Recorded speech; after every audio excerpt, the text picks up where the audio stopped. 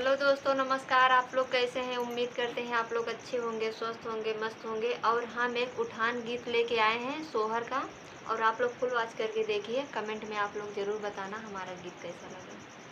ऐसे महंगाई में मेहमान चले आते हैं, ऐसे महंगाई में मेहमान चले आते हैं। काम कुछ करते नहीं, बैठे बैठे खाते हैं। काम कुछ करते नहीं, बैठे बैठे खाते हैं। मैंने ननदी को बुलाया, ननदोई चले आते हैं।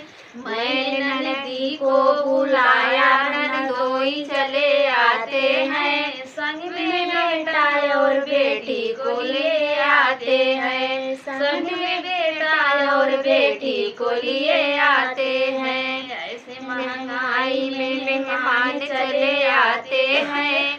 काम कुछ करते नहीं, बैठे बैठे खाते हैं। काम कुछ करते नहीं, बैठे बैठे खाते हैं। हेलो दोस्तों, अच्छा लगे लाइक एंड सब्सक्राइब कमेंट जरूर करो।